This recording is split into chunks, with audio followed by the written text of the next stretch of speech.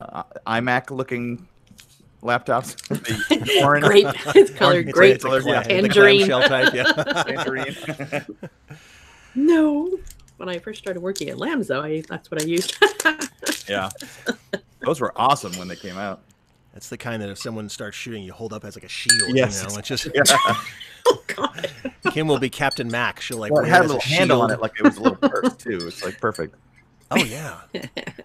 Like a purse. Yeah, it did look like a purse. Okay, well, as always, I like to pull back the veil of our normal conversations. Stupid conversation. No, these are very insightful. I think this is why people Very show important. up. Yeah, because they want to learn. You know, it's like on a starship. You want to know about the day-to-day moments here, not the exciting stuff, which is happening right now. Let's begin with a revisit to last week, and Mike mentions why there was such a delay in getting started. I'm Mike McCafferty, and I have a podcast called I Just Want to Talk About Star Trek, presented to you in glorious audio. Who am I joined with today? Kim Miller. Otherwise known as... Boxer. What? The Spockter? The Spockter. We're off to a rousing start. Kim's Doctor. eating. I know. But we also now have our chief engineer. I've returned Right. from the Outer Rim. Your name, sir? Jason McCarris is my name. Chief Engineer Jason. I have elevated you to Chief Engineer, friend. I appreciate it. Yeah, well, I mean, you're the one who is always like, do this and do that. So, Hashtag this. Am I at the Plug same that rank in. as Chief O'Brien? B-R-I-N-E? We could make you Chief McCarris. I don't know. I mean, well, then you'll have to post a picture of me every day, like George Edelman keeps tagging us in. Oh yeah, I know. There's a Facebook site, a Facebook page, and it's the same picture of Chief O'Brien every day. That's what it's called. Yeah, that's the name of the page. And it just posts the same picture of Chief O'Brien every day. And George has been tagging us, and I'm like, this is weird and great. I don't know why he's so fixated on it. I mean, there is some text to it, right? It's amazing. Somebody's just posting the same exact photo every day. It's stupid. All the effort, that we go into watching the show and talking about it, and just someone just posts the same picture over and over again. Well, it's more than just It's more than just posting one picture. I mean, he just posts one picture and he gets away with it. I mean, I wish I did that. It's better. You wrote a song about Chief O'Brien. This is true. Chief Stein, Chief O'Brien. That was golden. We should say, though, that we are podcasting right now live on our Facebook page. I just want to talk about Star Trek Facebook page, which is ripe with all sorts of interesting, cool things for you to check out if you do listen to this podcast. It is the second half. It really is really like her head. No, big mouth. Come on, Doctor. You can see her. Yeah. God, Jason. If you were watching the live feed right now, you'd see this. You're listening to this like Exactly. 3 days later, but you can Jason watch always Kim's outs me in disapproving everything I do. disapproving looks to me. You can see this live. Jason has a big mouth. Aw. All right. Anyway. Well, with that, it's all falling apart. But I tell you what's coming together. That may be Star Trek Discovery. I don't know. Boy, I am. Oh. I tell you, my internet speed is slow again. I don't know what happened. I'm right next to dear. this. This is intolerable. So you're having technical problems. I just want to talk about Wi-Fi with Mike McCafferty. I just want, yeah. He's sitting Anyone come over outside and fix to be my fun. Spectrum? Well, I'm closer to the Wi-Fi. I don't understand what's going on. It's like okay. Anyway, so we're going to talk about episode 2 of season 2 of Discovery. Kim, what's the title? New Eden. New Eden. Or Stepping Shateria out, Vortivore. New Eden. Yay, brother. Hey, brother. I guess 3 different times. I know. I'll go back. I'll edit it all together. Don't worry. I'll put it all together. Don't worry, you guys. I'll go to this one section. Kim also shaking her head. Shut up! Jeez, Jason. It's the comedy. Come on. Jason is very excited today, and I don't know why. I'm not excited. I'm just awake. We usually do this podcast at 1 a.m. Now you're just like bing, bing, bing, bing, bing, bing. Good grief. Well, this is true. Oh, geez. Don't say that. That's another story. Yeah. So I don't know where we left. All right. New Eden. So you liked it. You seem to be optimistic about this. I am cautiously optimistic. Trust but verify about this. That 2 episodes into the season, I like 2 episodes in the season. Wow. I think I know why too. We'll get into that, but I think I know why you're enjoying it so much. Well, I mean, you outlined some of it last week. Yeah. Like the simplest thing is that it's being Star Trek. I mean, they're going on Star Treks. Yes, it didn't definitely feel like an old episode, like a Next Generation or something. This felt like so much like okay, we have a mystery on this planet. Let's go down this planet, figure out what it is, and then we'll leave, and we don't owe that much to it. Right. Now, I did caveat that with owe that much to it, but at least it was self-contained, and it wasn't, Klingons and mirror universes. It's just, hey, these people are acting strange. Let's figure out why. Let's figure out how we relate to that, which they did. Let's resolve it in an uncomfortable way for us, which we learn a little bit, they learn a little bit, and then we all leave. The end. Good. Jason, what did you think about this? I really enjoyed it. I enjoyed it a lot. Okay. I thought it introduced some really interesting ideas and concepts, and I that was really the main thing I was going to mention when I said I know why you liked it. I think a part of that also is, as you mentioned last week, Pike. Pike is an interesting character, and he's a leader. He's an actual leader who comes in and does something, as opposed to somebody who's been thrown into the position of captain, haphazardly, or is from an evil mirror universe.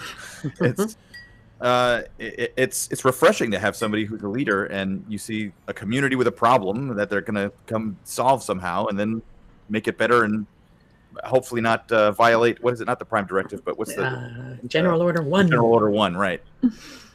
Well, isn't General Order 1 eventually becomes the Prime Directive? Does it? Yeah. Yeah, I'm pretty sure. I think.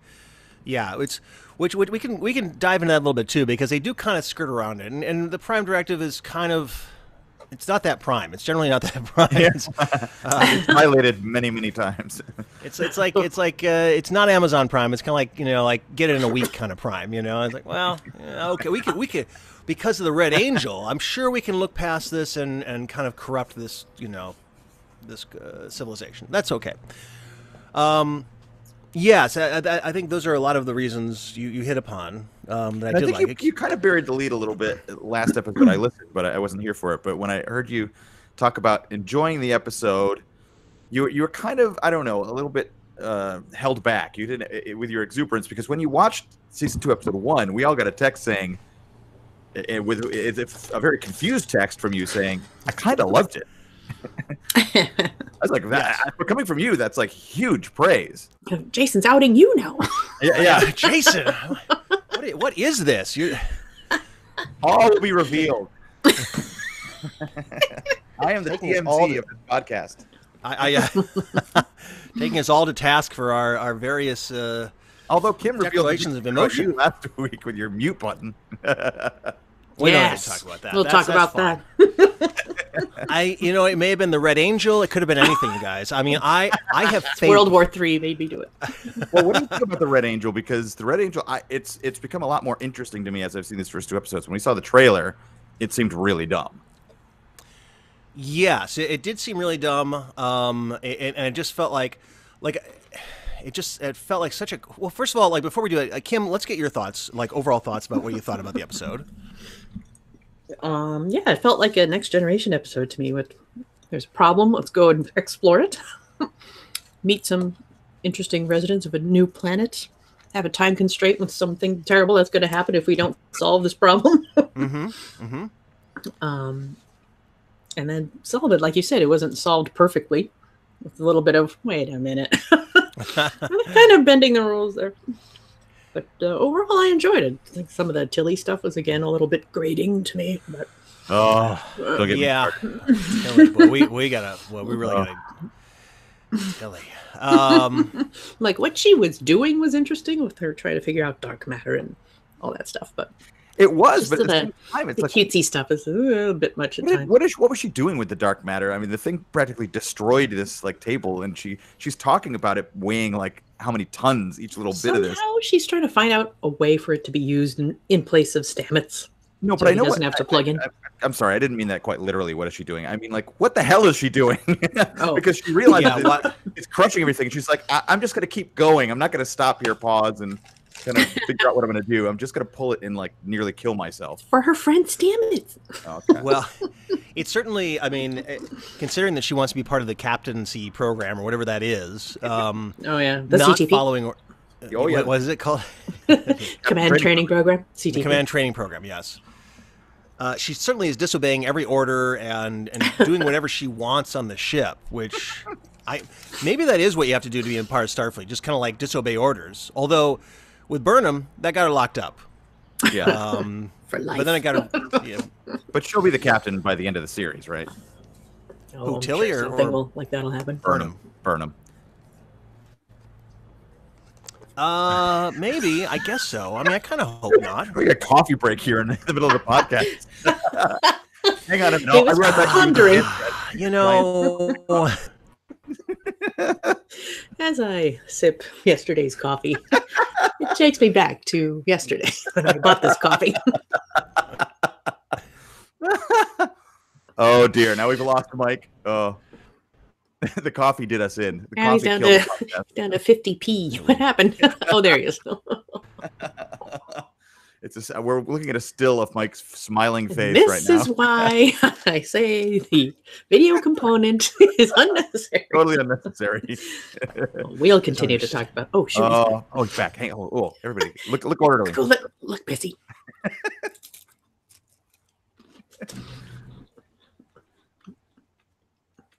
Don't worry, he'll edit this right out. Now we're looking at Mike walking around his backyard.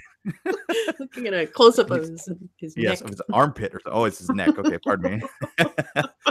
And then he's going to go shoot baskets, I think.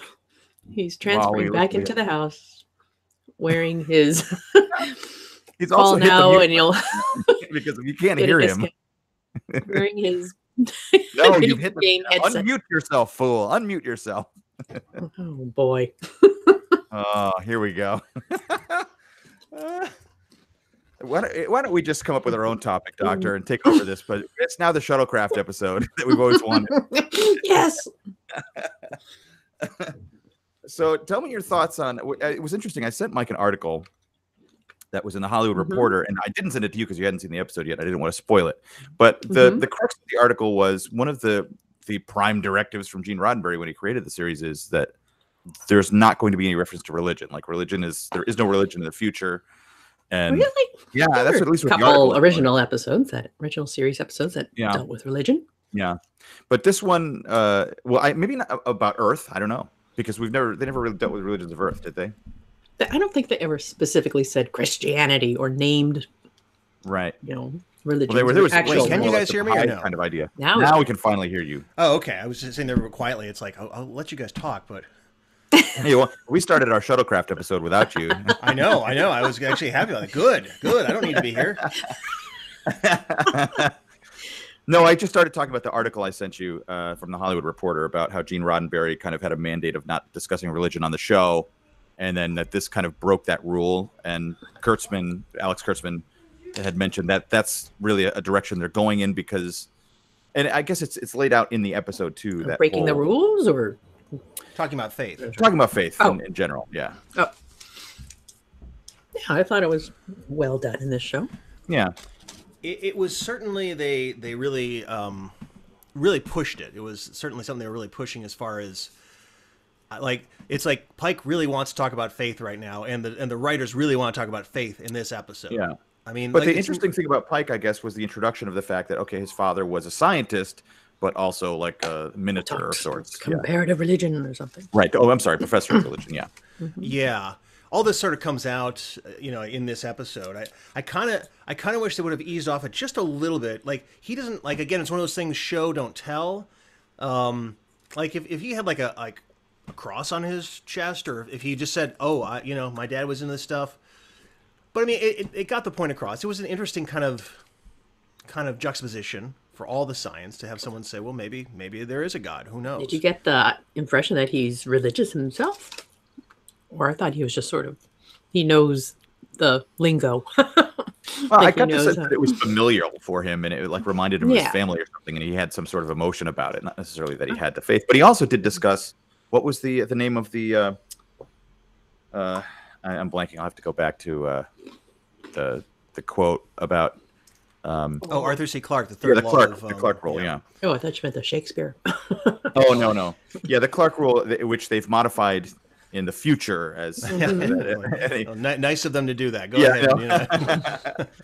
Which I didn't quite understand the juxtaposition between the two necessarily, but because it was like magic, they were saying the unexplained, possibly magic, or considered magic if it's not understood at the time. Science is so advanced to people seeing it for the first time, they think it's magic, or it could seem like religion or God or something like that. Right. Yeah, and they were somehow saying that like they kind of said, oh, anything that seems unusual could actually be an alien presence or something. If it's so, and he was saying alien presence was equated to God, which I didn't quite understand the jump there.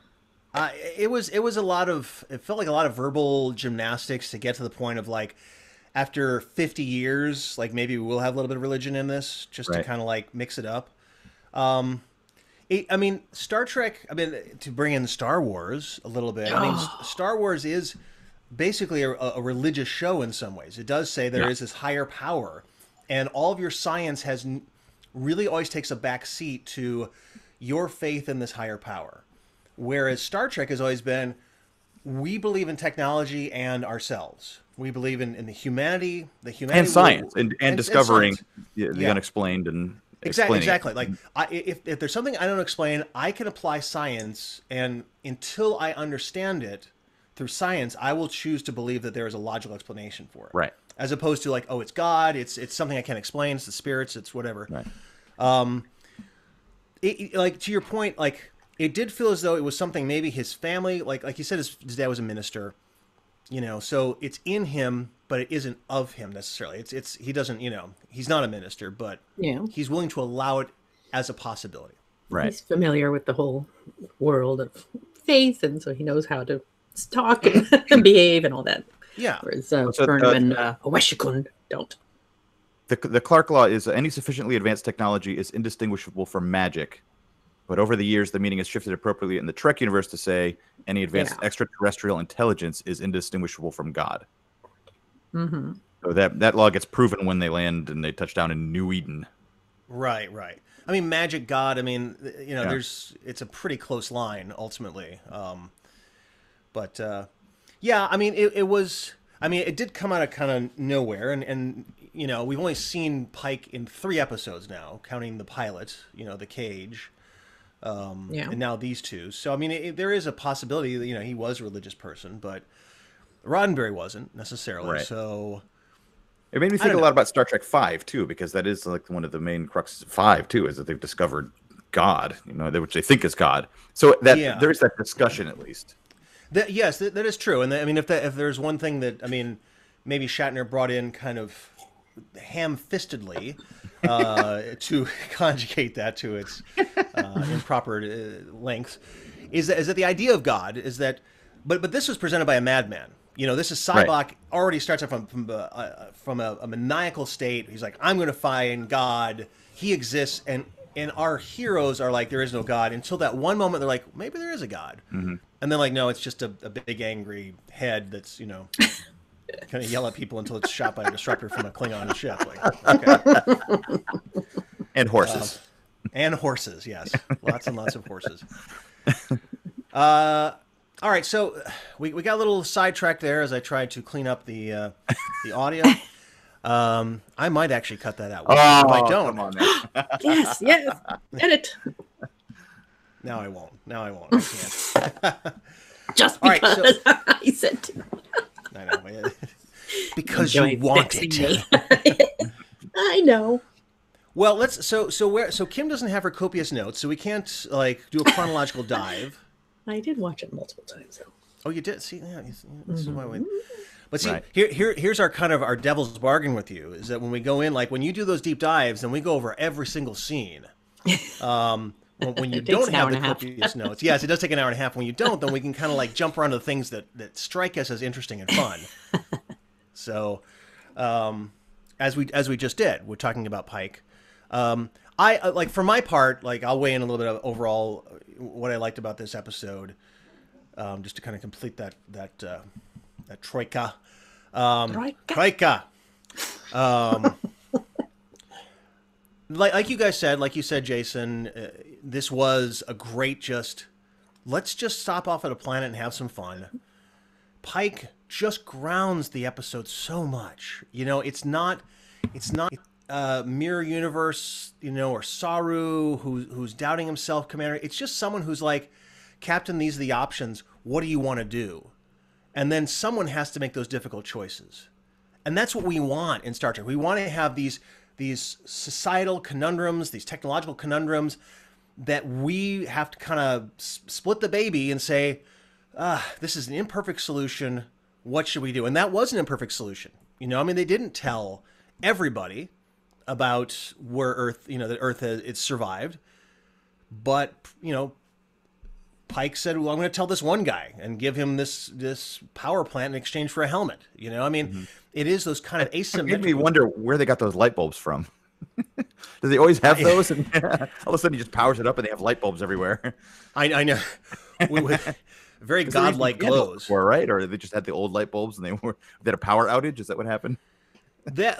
I have to say that they could have built that society a lot more and sacrificed a lot of Tilly nonsense and statement stuff, because basically we got one big long sort of drop from the woman of what happened with their society, right? Like at the campfire, well, you know, 200 years ago, blah, blah, blah, and this happened, and then we lost technology, so we decided to believe in all these gods because the Red Angel. Any questions? Good night. You know, it was like, oh. There's no threat from her because there's not enough time. You know, there's no, like, you know, I thought she was going to become, you know, kind of like heretics, you know, cast them out. But there just wasn't time for it. So I would have liked to see a little more of that society. Yeah. And find out. We haven't mentioned yet, too, that this episode directed by Jonathan Frakes. Oh, yeah. It's a very well-directed episode, I thought. I thought it was very good. 2 takes Frakes. Is that what he's known for? Call him. Yeah, that's what they call him. So gets it done quickly. He and what's his face, Clint Eastwood. Yes, you've experienced firsthand. Yes, yes. I shot the Changing with him, not the TV, the original series episode, but the terrifying, horrible movie that I took Jason to. It's not a horrible movie. It's just devastating.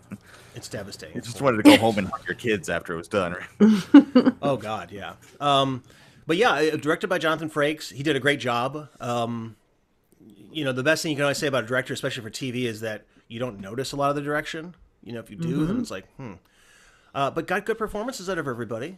Yeah, I thought so. What did you notice about Arium this week? Oh my God, there was more. There was so much.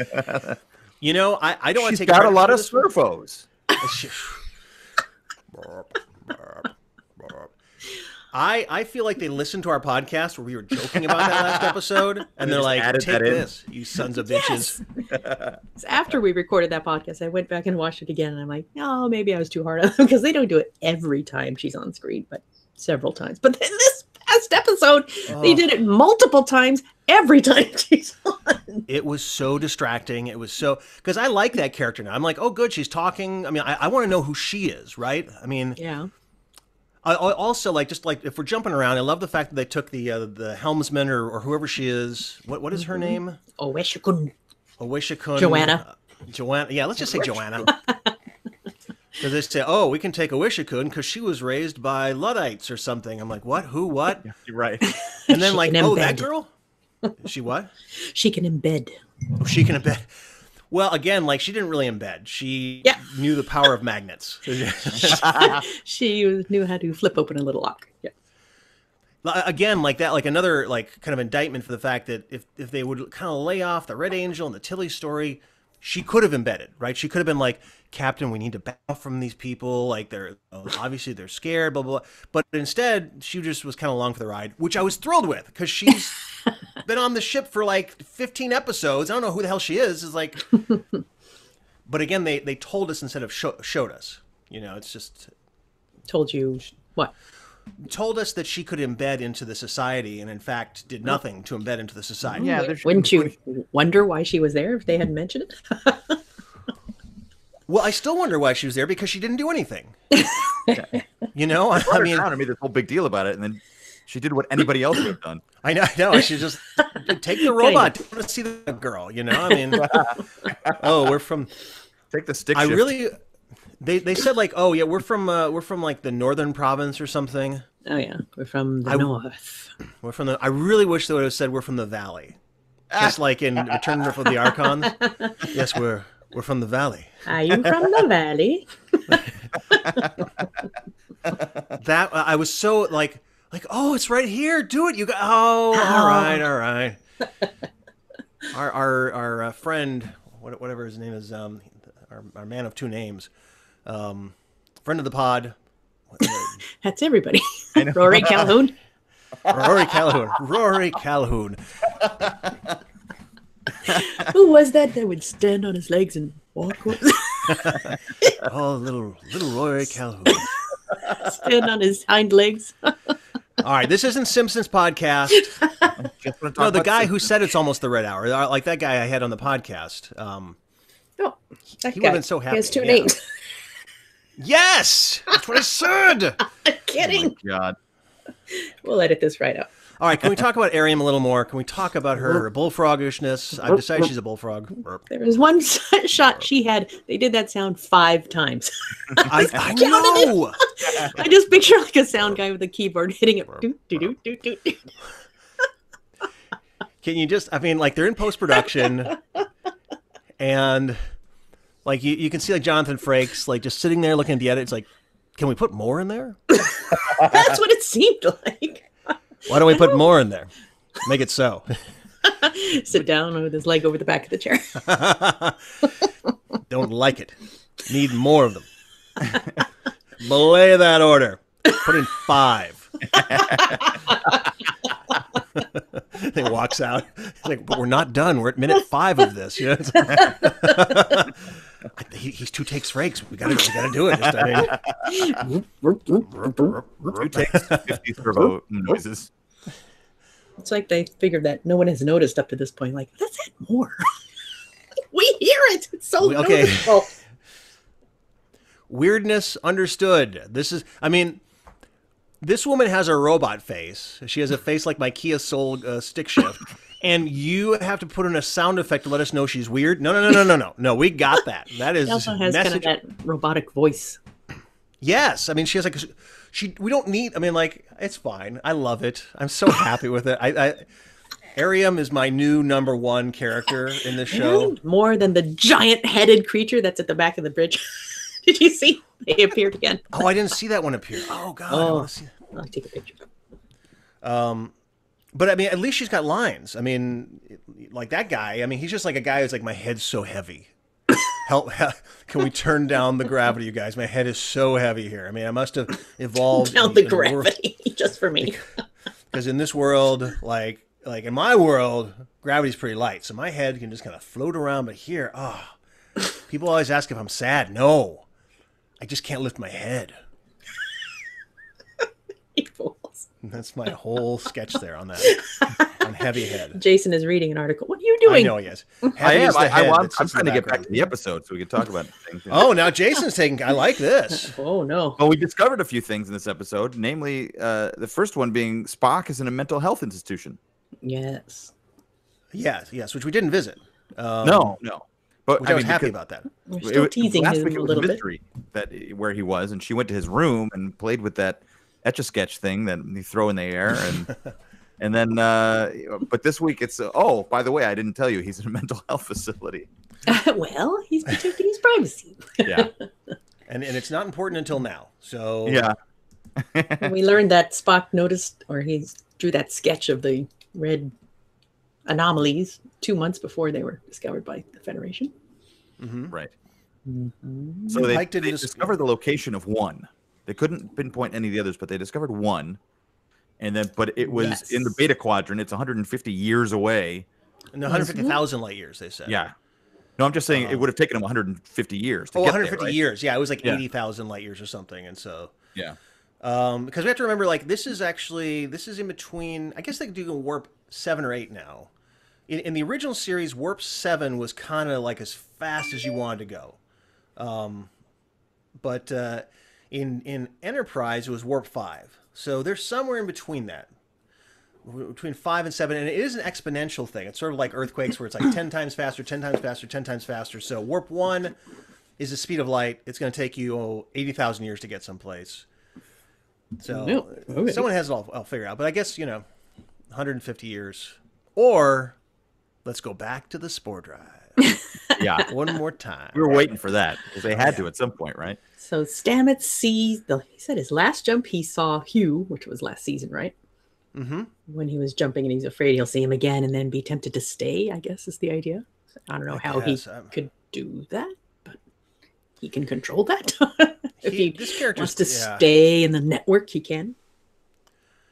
I will place very strong odds that Anthony Rapp will not be around for season 3. My strong feeling is that he is done with this show. And he's like, hey, guys, I had a lot of fun. I got to get out of here. Because they're giving him all sorts of outs. Yeah. I mean, he was going to go to the Vulcan Science Academy, and now he's got Hugh in the Mycelium Network. Right. He still has that port in his arm. I mean, I do want to say that he's still like... Both of them, right? He has two, doesn't he? Yeah, he sticks out both his arms. And then he gets these weird things. It's like, do you want us to take those out? No. Let's keep those on. No, that's I just got a weird feeling that. Well, also they didn't have permission because they weren't in a time of war anymore to do it, and Pike was kind of like, they're gonna accept this. It's fine. Let's just do it. They were fine with it before. We'll be fine again. They justify a lot of stuff in this. It's that and the Prime Directive. They just Isn't that what you like about Pike? If it's a bit of a rule bender. Well, I mean, Kirk was too.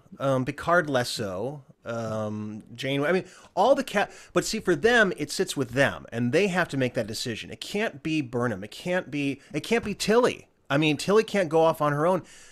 It has to be like, it's more interesting if it comes from the top. Now, if every once in a while someone takes like, I did this on my own, that's fine. But it can't be like a whole bunch of crazy people on a ship doing whatever they want. Yeah, I'm trying to think of other instances where like the chief engineer decided, I'm going to do this dangerous experiment that might kill me or everyone else. That's a good point. I don't remember. I mean, Scotty, Geordi... I don't recall any of them saying, "Hey, you know what? I installed this mushroom network in here. We're just going to go ahead and use it." Like people don't do that. People don't just like. So yeah, it was. It is. He's allowed to bend some of the rules and break them because he has a large objective of the Federation. People who are under his command have to ask him first. All right, and Kimmy just sent me a picture. And that's that. Well, no, I just got a picture from you, Kim. Oh, okay. You're texting me pictures as we're talking. Well, somebody's phone is on too. Somebody's phone is ringing during the podcast with audible dings, a dingy ding. Oh, well, I did get one thing, but aha! I'll call you all out on it. I'm the TMZ of this podcast. I know you are.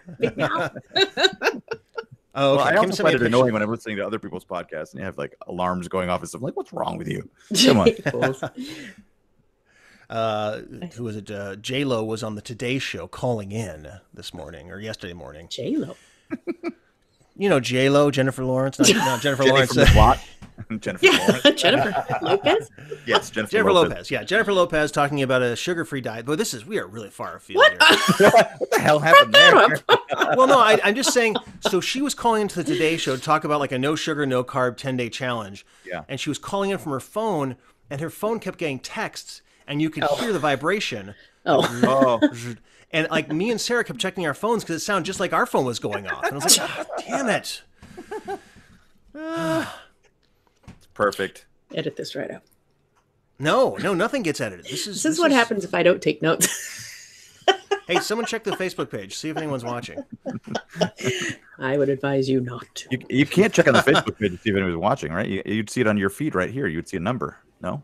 Well, I see 2 viewers. I want to believe there's more. I want to believe there's like 30. I want to believe. It's your Arthur C. Clarke. Yes, I just want someone to scan if they want to make a comment. You know, we're trying to. They'll be like, talk about Star Trek. That's what I would say if I were watching. Oh, well, all right. Well, so then let's talk about Star Trek. Let's dive into the Tilly problem, because if we want to like let's just go right to it. The Tilly problem. She was Wesley Crusher. Stamets, and she and Stamets have this relationship, and Stamets tells her he's seen his husband in the network talking to him, and he believes he's actually there. But I didn't quite understand. Does that make him want to go and stay in the network or something? I think he's afraid that he will want to stay there. Okay. Yeah, that makes sense. That little speech about, I know I belong on this side of it, and fungi is cyclical. There's a good mushroom joke this week. There's a good reference to fungi. When somebody mentions to Pike about the jump, and they're I think it was Saru, and he's like giving clearance. He's asking the captain for clearance, and he's like, "You're the one who told me we're traveling on a mushroom network. I guess we're good to go." Yeah. So Tilly, thinking something.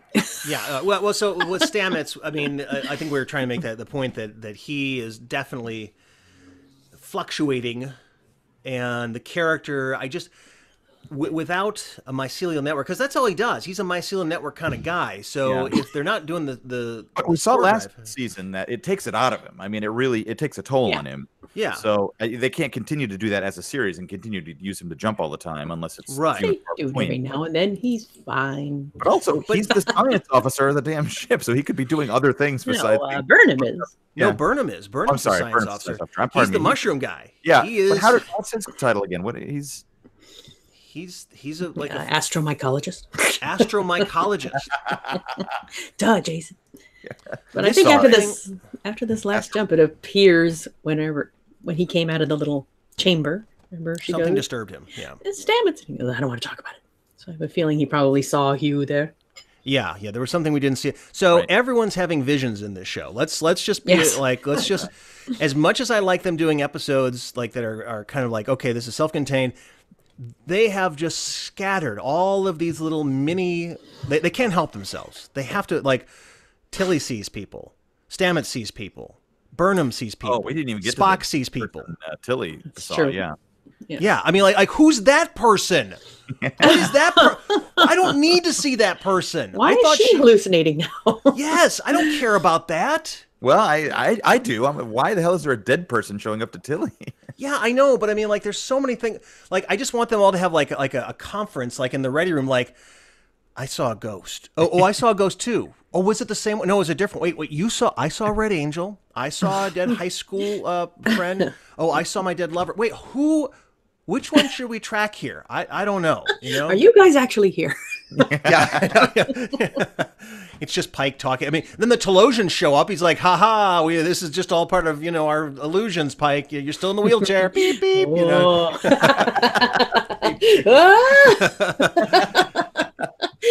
Beep. I mean, he's going to see illusions. Wait, was that Arium? No, that was that's beep, beep, beep, beep, beep.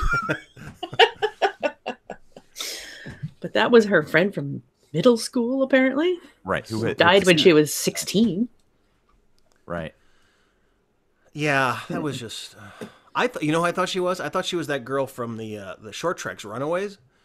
The little weird. Right. And I was like, she's like. She was a queen and went back to her planet, right? I know. I just thought they were just like, let's just recast this actor. This lady talked really strangely. Sort of a New Zealand sort of accent or something. Well, yeah, I couldn't place New Zealand though. Well, maybe I'd have to watch it again. Yeah, maybe not, but something like New Zealand with like some other accent kind of blending with it. So it's like when you have people like, what were we watching? Some show where I can't remember what we were watching, but it was some show. Oh, it was Killing Eve. Today Show. Oh yeah, we were watching the Today Show, and J-Lo was on. Killing Eve was talking about no sugar diet on Killing Eve. yeah, Killing Eve. Sandra Oh was talking about the no sugar diet, and then they killed Eve. I wasn't fast enough. I can remember Sandra Oh. Yeah. Sandra Oh. Pretty good show. Kind of goes off the rails. It is. Yeah, it's not bad. Yeah. I just want to talk about Killing Eve. Kim, why didn't you take better notes? We're lost. I didn't realize you realized. I'm willing to go through the whole show, but I thought we were kind of, free floating, going back and forth. Well, I don't mind that either. This is kind of fun. This is just kind of like free floating. Let's just I want to talk about Tilly next. Let's talk about Tilly because we talked about Stamets. We closed the book on Stamets and his ghost. Okay. Let's talk about Tilly and her ghost. Can we just talk about Tilly in general? Showing up on the bridge in her hospital nightgown and running around. Oh gosh. I mean, I already addressed the fact earlier that she probably should have paused for a moment when she's like taking these 3-ton things off of the asteroid. To people do. So I don't understand what she's doing all the time, but not science-wise, choice-wise. Well, Jason. I hope to God there's at least a few little girls out there who look at her who are kind of awkward and ridiculous and decide to go into science because of it, because otherwise this character is completely worthless. I guess they feel like they have to balance out the seriousness of everything else. But the comedy is just so ridiculous. Yeah, I think there's a big divide in the internet about her. Some people love her, and those people are wrong, because she is a grating, annoying character that it's hard to root for. Like I was saying this, and Jason probably doesn't. I mean, he knows a little bit of the reference, but Wesley Crusher in the first couple of seasons was this kid who somehow knew more than the 1,000 people on board the ship. Saved the entire Enterprise at least 5 times, I think. He would always show up on the bridge, and like Picard would be like, "Wesley, what are you doing here?" He's like, we need to invert the tachyons, Captain. It's like, oh, so the other 999 people couldn't figure that out. This 14-year-old has got it. Okay, good. And that's Tilly, because here she is screwing around, like grabbing space rocks, and then seeing dead people, and then running in to the ship on the bridge and saying, "Do this, do that. Hey, get out of that seat. Let me do something." You're like, "Yeah, can you scooch over?" I'm like, and she jumps up and lets her. I'm like, "What?" This is your post, lady. I mean, this girl's coming out of she's coming out of the infirmary. She could be on drugs. Mm-hmm. What's that? Go comms. Yeah. What's her name? His name is Detmer or what? Yes, Detmer. Oh God, I get that. Who seemed very goofy this week. Like, yeah, I like better when she's very serious and missing an eye. I know. He's like, "Oh my God, do a donut." I'm like, yeah. It's a space donut. Who was talking about the analogy situation? Was that you, Jason? Which one? Maybe it was just like the analogy metaphor thing. The analogy metaphor thing, yeah. That like everything has to be. It's like doing a donut, where like everything has to be. No, that wasn't me, but that's a very good observation. Yeah, it's like doing a donut. Oh, I can do a donut. Well, because the audience can relate to that, so they have to. Yeah, I didn't understand the physics of that, by the way, of that giant rock. Like that was fairly mystifying to me. Well, that's the gravity, because of the weight of the actual rock. The gravity surrounding the rock would pull the other radioactive material towards it, and then if they pulled it with the ship and let go, it would follow the little mini rock that almost killed Tilly. Yeah, I don't think it works like Which that. I kind of wish it did kill Tilly. yeah. Honestly, when she got nailed and like fell on the ground, was bloody. I was like, oh, and then I was like, oh, okay, we'll get it next time. I thought they might kill off Oeshikun or somebody down on the planet just to shake things up. Yeah, nobody would have expected that. Yeah, well, you guys discussed it last week, and I missed it. But because they made such a big deal about the red shirt last week, and then of course they killed the other guy. Yeah, that's true. Yeah, they had one surprise death. Because Mike, you seem to think that guy was obvious when he got beamed in. It's like, oh, this guy's gonna get killed. I didn't know, but that's just my experience. Well, he was being such a jackass, and he had no position on the Discovery. It's like, dude, man, you're so gone. And then you're taking on Burnham, and then being a jackass in the pod racing. It's just like, oh, dude. I mean, yeah. I did enjoy the pod racing. I thought you might. Yeah. It's like, oh, now they got it. The one quote I can't remember from any of Star Wars is from the Phantom Menace. It's fantastic. All right, well, let's. So, have we covered Tilly? I mean, she sees this weird ghost friend. She saves the day. Right. With magnets, with gravitational rocks, basically that act like magnets. I mean, like the strength of that gravitational field was so strong. Gravity is a very weak force. If we're talking about like actual physics, it's a very weak force. If it was magnetized, I would have been a little more on board, but I don't know. Weak force, I suppose. Well, this entire planet of Earth is holding us down. Whereas if you get like really strong magnets, they can hold you in the air. So weak force, Kim. It's actually in physics. It's actually called strong forces and weak forces. Well, what is it? It's the closer you are to the center of the object that the gravity is stronger. No, well, I mean, yes, just great density. Yes, density, mass. Like the mass of it is also very important too. So. I mean, the mass of that would be kind of akin to. I mean, maybe there was enough mass. Maybe someone. But I think that's why they made the huge deal about it being so heavy when she's taking it off the what do they call that in the dock? Mm-hmm. Yeah, but if they can hold that rock in the air, can't they do something to hold those other rocks away? I mean, right. it was that all little very chamber she was holding in her hand had some sort of anti-grav something in there that was holding it in place. Yeah, it was all very convenient. Yeah.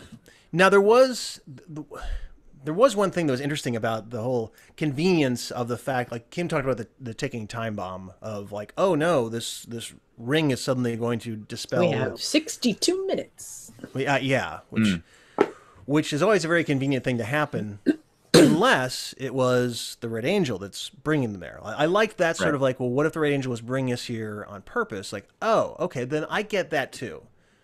Then we're kind of on, we're kind of a little bit more on a guided tour of this. Kind of learning a little more each week about what effects this Red Angel has on any disparate things in this universe. Michael Burnham would not tell Pike about. Yeah. And then by the end of the episode, she did. But then by the end of the episode, we have video footage of the Red Angel all of a sudden, too. So I know. Earth in World War III, which is apparently in about 40 years from now. There was something kind of satisfying being a video nerd about him going down to the planet and like, well, we have this recording from the guy who landed here, the Marine or whatever, during the Earth's nuclear war, World War III, but we can't use it because we don't have the technology to see it or whatever. And so when Pike gets it back, he's able to watch it. I just wanted to watch videotapes with Pike. So on Earth during this war, there were soldiers trapped with civilians in a church, and then a Red Angel snapped her fingers and brought them to this planet in the Beta sector? The Beta Quadrant, Kim. Beta Quadrant. So have you ever watched Star Trek, Kim? Yes, Quadrant. Chupa chupa. So this weird angel has the ability to transport people across light years. Right. Is interested in saving humanity, a little pocket of humanity. But also in recreating that exact circumstance that was on Earth, right, in that other planet, because the church is there and everything, right? Does that make sense? So she either got recreated from that area they got taken from on Earth, or she just brought that with her. I think she brought it with her. Like that was my feeling. Yeah. But they did create all this stained glass of like the different religions and stuff, which probably wasn't on Earth. Maybe it was. I don't know. Hey, I always want to ask you about this stained glass with this Red Angel and all these soldiers. Why are there bombs dropping in this window? Oh, I just kind of got creative and just did this. You come into the Are there any pictures of Jesus Christ here? No. But here's one that has all the religions represented. And a Red Angel. Okay, I'm going to pay you, but I feel like you kind of missed the mark. You kind of wanted Jesus, some Mary, maybe some Joseph, some apostles. I mean, this is very creative, but... Like a really bad version of the agony and the ecstasy. Yeah. It's a reference nobody will understand. There's a movie about Michelangelo and Leonardo da Vinci. I'm not blanking. With Charlton Heston. Yeah. But anyway, it was about the creation of the Sistine Chapel. Oh, all right. Well. Anyway. What are you kicking? I'm You're tap dancing under the table. Kieran watched Data's Day, where Data tap dances. And like, oh, buddy, you got to watch out for that. It's watch out. It's coming for you. Yeah. There's some, there's some stuff there. You're like, huh. It's not a bad episode though. But this episode. All right, so ostensibly a good episode that we liked, and yet we're tearing it apart. Well, overall, again, I liked it.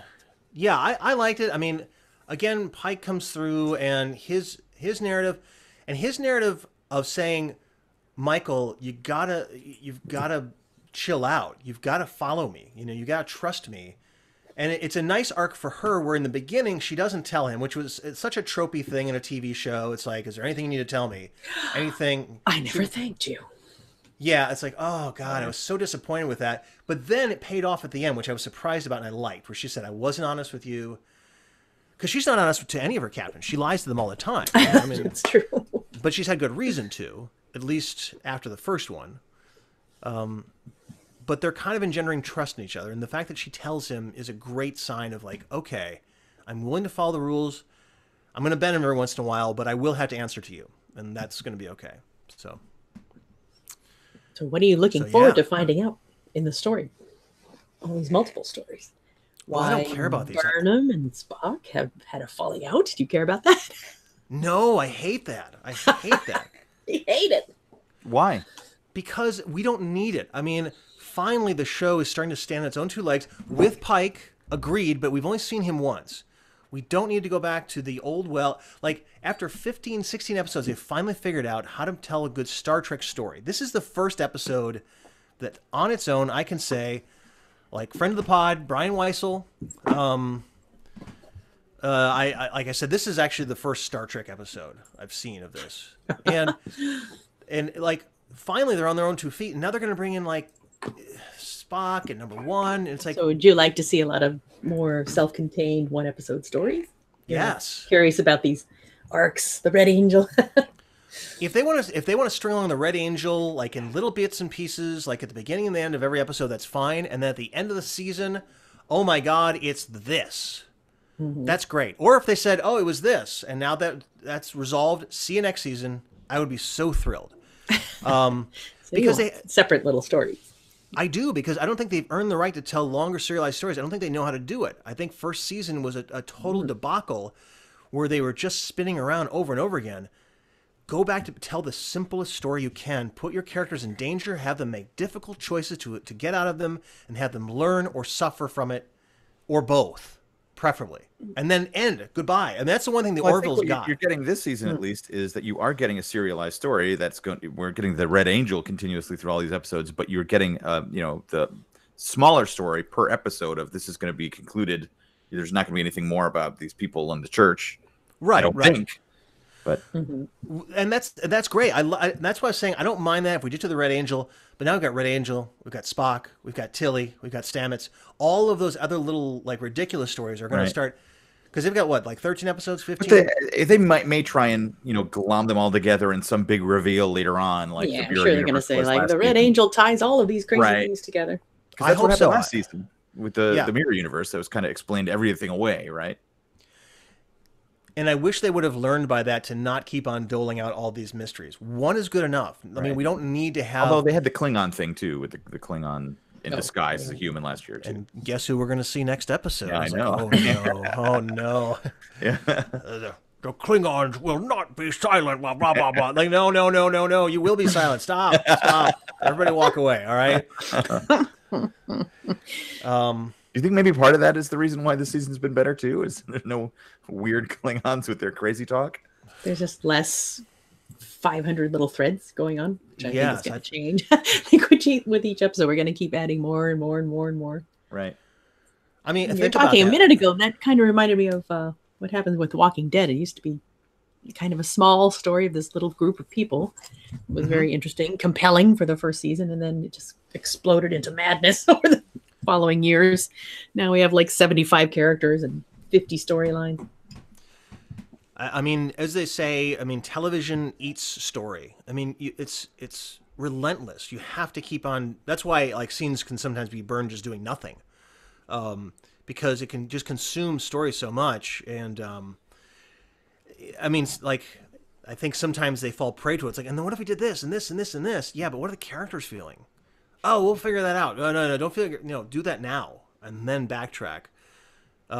Because this was such a simple story, and if Orville has messed up on a lot of stuff, they always circle around to what the characters are feeling, and they always check in with them. I don't know if we talked. Did we talk about this last episode? We talked about Orville. Well, I haven't seen the Orville since like halfway through last season. I think me and All right. Kieran are going to do an episode recapping the last 3. Oh, okay, good. But it's funny because there's an episode where this character turns out to have been a genetically altered, or like she had her body changed to look like a human, and her last name was Tyler. And I'm like, what, like Ash Tyler? What's her last name, Tyler? I didn't notice that. Yes, her last name, like when she went undercover, her last name was Tyler, and then she's like, haha, I'm actually this bad guy. I'm like, no one may be named Tyler anymore in any sci-fi show. I'm sorry. It was very disconcerting. All right, well, let's what else do we got on this episode here? I mean, it's generally a pretty good episode. Well, Pike, when they got down to the planet, he somehow their stuff got taken away from them, right? And concussion grenade. Yeah, something. well, it was a phaser that was set to overload. She actually just set it to overload. So he threw the concussion grenade. That's what Kim said. Right. He threw that grenade to knock them out, and then he swiped their stuff. And then he's like, look, all this stuff here. And then they're like, oh, no, it's not a big deal. And then the girl's playing with the phaser and sets it to overload because it's pretty easy to do that on phasers. Has that overload button on there. I don't know why they put that. And instead of throwing it away, he leaps on it. Right, he takes the grenade. He takes the grenade and then suffers burns. And then they have he's bleeding from the chest, according to this article I was reading, which I sort of got, I guess, but... it destroyed his ribs. Yeah. Well, later we see that in the medical bay there. Mm-hmm. And then, oddly enough, they're like, we got to get him, put him in the church. Put him in the church to be healed. She's thinking on her feet. She's got to get away from him. Yeah, they can't show them that they're from the future. Right. So they put him in the church and then they beam away. Right. Mm-hmm. Now, does the woman see that they're gone? I can't remember. That woman. She does. She's like the scientist and I think the child too. And they're like, oh, the angels have taken them, which is like almost as bad as saying, hey, we're from Earth, actually. Right. And, to letting them believe that this religion is, is perpetuating and like you're perpetuating this. It's almost like The Watchers, what is it, like that TNG episode? Where they kept on thinking, oh, you are the Picard. You are a god. Mm-hmm. Is the Picard angry? I mean, in trying to do good, they actually did worse with that. Mm-hmm. What do you think of Burnham's argument that these people are our kin? They deserve to know the truth. We should make an exception to this rule. It is kind of a relevant argument. I mean, in some ways, it's kind of like humans were taken away against their will. This is not their planet, and for 200 years they've lived here against their will, believing the Earth that is destroyed. Yeah, and then so Pike has kind of a shaky argument for the Prime Directive, to be honest. If I guess if we dig that is a Burnham is kind of more in the right than I'd say. I don't know. What do you think, Jason? I mean, about Burnham? About everything. Wait, quit reading. I know. I'm looking for our next destination. Okay. Yeah. Then you keep reading. I'll finish this up. It's a scintillating podcast. So what do you think of Burnham's argument that the people that are living on the planet now should be told the truth because they are Earthlings? They are our kin, as she says. It makes perfect sense. But I feel like the future Prime Directive, whatever they called it, that it's in place sort of for a reason to not disturb what's going on in each planet. In that case, it seems like it would be the smart thing to do, but what are the ramifications? But I guess like Burnham's counter argument is that like these people were displaced against their will and relocated. And I mean, they're not just aliens. They're not just aliens. They're humans, Mm-hmm. So to tell them like, and now they've been placed on this different path. So is it? I mean, are they don't really know how? I mean, they don't know how they got there. So it's kind of it's presumptive to say, well, they because what if they are alien duplicates or whatever? We don't know how they got there. We just know that they obviously didn't travel there. Right, but the Red Angel brought Normally. them there. So we what's a better explanation than that? We really don't understand how they got there I yet. think I would be on Burnham's side on this one. Yeah, you might Feel be sorry right. for that guy that's like, my family. There's just so much. We're scientists. What Burnham is saying is absolutely, correct. But I think if you consider that there's so much that's unknown about it, it's easy to make a snap judgment and go, well, let's just tell them. But well, I mean, but in some ways also it's, these people have been kidnapped essentially. And so it's like, and then like, okay, we're going to kidnap you. We're going to put you on this island and then we're not going to bring you back. It's, well, I guess sort of the test case was the guy that Pike told, whose family. Yeah. Yeah. So who knows and I found that kind of interesting too, that he let that slip and gave him the power source and everything. And I'm sure he wanted to do that. That was also against the regulation, I'm sure. But it was a very imperfect solution. And it's, we were actually, Kieran and I were actually watching First Contact, not the movie, but the episode. Phoebe Newirth in it. Phoebe Newirth. And, makes love to Riker. Kieran looked at me. Oh no! Because in the episode she's an alien, or like he's posing as an alien on this planet, as they're getting ready to develop warp technology. This planet is just about ready to have their first contact. It's like, okay, you guys are just on the cusp of having warp technology. So the Federation is sending people to kind of observe them, saying, okay, how are we going to approach them when they do have, develop it? And Riker is figured out to be an alien, and Phoebe Newirth is one of the doctors, and she says, like, I will help you escape if you make love to me. She's like, you'll never get out unless you make chilly that far out. And then he got out his trombone. Yeah. But then they cut away from it, and then like they cut back to him leaving, and Kieran looks at me and is like, I'm like, yeah, they did. Yeah. And so so he was very surprised about that. But in that situation, Phoebe Newirth is on the ship, like she gets beamed to the Enterprise, and the chancellor of the planet is like, you know what, we're not ready for first contact. Our planet is obviously we got to sort out some social issues first, come back like in 50 years or something. But Phoebe Newirth is like, I want to stay. And Picard's like, okay, great, stay. And it was such a weird kind of thing. It's like, that's true. Prepare some quarters for Mr. Worf, and and we're just going to take this person. He seemed like a prime candidate to do the same thing. He was so wanting to be, to go to the future. But they were just like, nope, we're going to give you a battery and just say goodbye. The end of Star Trek 4. Come along with us and join this science vessel. Yeah, I know. Yeah, it is. It's like everyone's fantasy. I want to be taken away by aliens and shown amazing things. Yeah, and not just sit there and watch the aliens leave. Everyone's fantasy. Close Encounters. Oh wait, maybe it's just mine. We all want to be I've said too much. Want to be abducted by aliens and shown fantastic things. Abduct me, please. No, we're good actually. No, please. All right, get in the back, Jesus. There's a whole bunch of other alien species. Like you want to be adopted too? We all do. Like, oh God. We'll show you great things, but first the probing. Damn it! I forgot about the probing.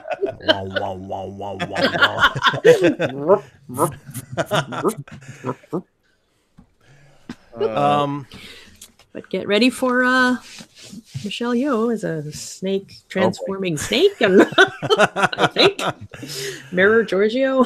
Oh God. Oh no. The return of Ash and Chancellor Laurel. Oh, Laurel. Oh, God. They're all back. We can't get away from them. Add more and more storylines back in. I know.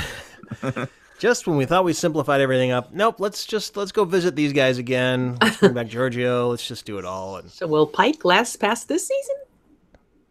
Is he going to be in for the long haul? Is he going to be beep beep beep at the end of this? They said he wouldn't. They said he would not be, like, he wouldn't have his accident. Because I thought in the original series they said he had his accident recently or something. Remind me what happened with that accident. There was some sort of radiation leak or something, and he helped get a bunch of crewmen off like saved a bunch of crewmen, but in the process, like burned his body and like destroyed most of his body. So, so everyone else in this world gets all sorts of robot appendages, but he gets to sit in a box because he's a hero. Congratulations, Pike. This is all we got for you, man. We can fix broken bones in hours, but we'll leave all this terrible burned skin on your face. I know, yeah. And it let you speak with a buzzer. Yeah. This is as advanced as technology as we have. Like maybe if it was like just his brain or like one eyeball or something, I'd say like, okay, this is the best we can do. Like 2 beeps, 1 beep, but like he's all there pretty much, you know.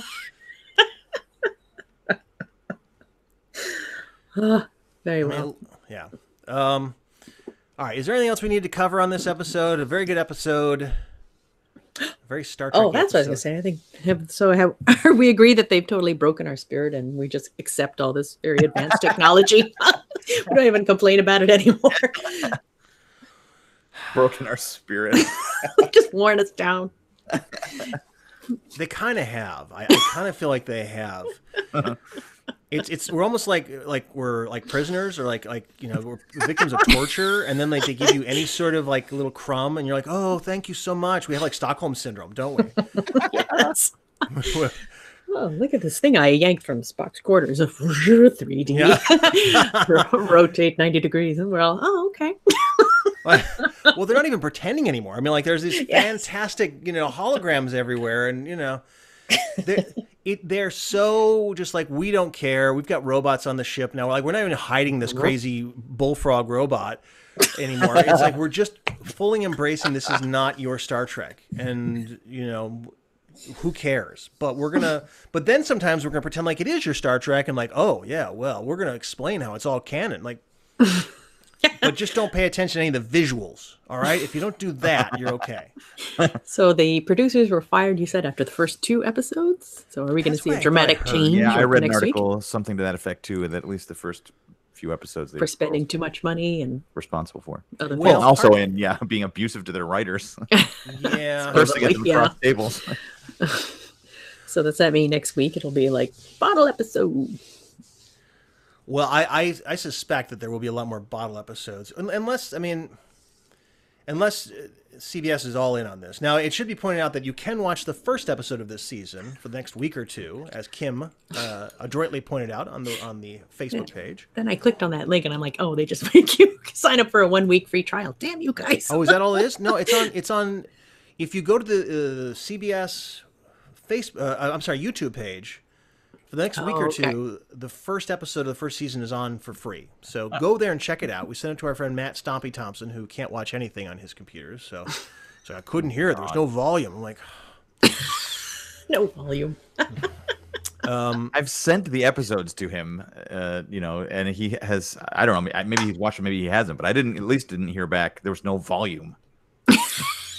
You mean you legally purchased the episodes and sent them to him, of course, right? Yes, of course. That's what I mean. Yes, that's what we always mean. That's what we always mean here. It's screwed. Who cares? I mean, if they're not going to find jobs, very happy about this. Just taking you down with him, Jason. Yeah, taking everybody down. We're all going down. But that tells me 2 things. It tells me 2 things. One is that they actually have some confidence in the show, and 2 is that on a negative, they're hurting a little bit on subscription. They need to boost subscription. So if they're willing to give away the first episode for free, HBO doesn't give away the first episode of Game of Thrones for free. They don't say, hey, check out the first episode on YouTube. They do a free weekend, though. They're like a free HBO weekend. You can watch this weekend, and they try and entice you in. Well, that's for the whole package, like, hey, come in, like, if you're on cable, go watch this. Right. The whole. But they've done it before for Game of Thrones once or twice to try and lure people in the beginning. If I'm not mistaken, they'll coincide their free weekend with the opening weekend of the new episode of Game of Thrones, and that's it, something like that. Yeah, to me though, this smacks a little bit of like, we need to really pick up our subscriber base, because this is probably not. I mean, if they're spending $80-100 million on this, I don't think they're making it back in subscriptions right now. So yeah, I don't. Maybe I'm wrong, but I hope I'm wrong. Maybe I don't. I would have to think that the vast majority of subscriptions for that service would be due to Discovery, because the only other major original they have on there is the Good Wife spinoff. The Good Fight, right? Good Fight, which is not. Yeah. It doesn't have half the draw that Star Trek does.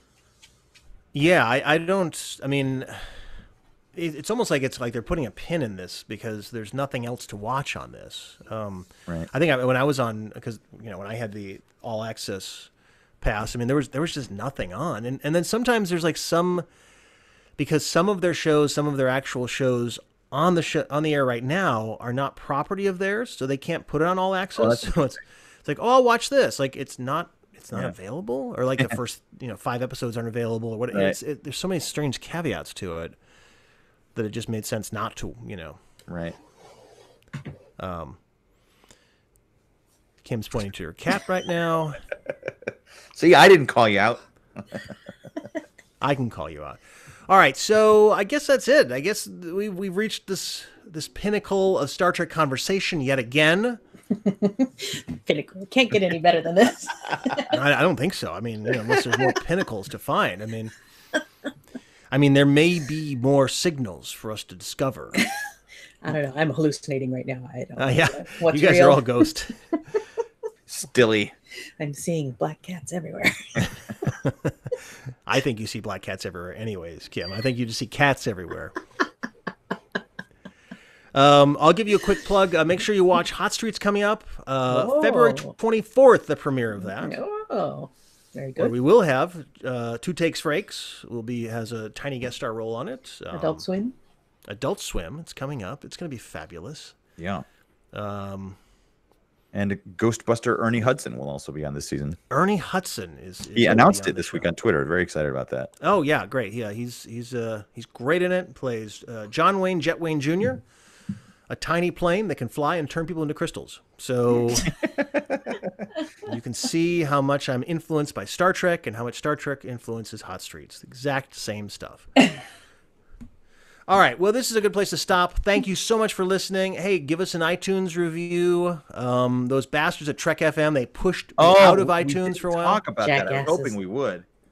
Yeah, those bastards, those jackasses at Trek FM. Yeah. So we fell out of iTunes.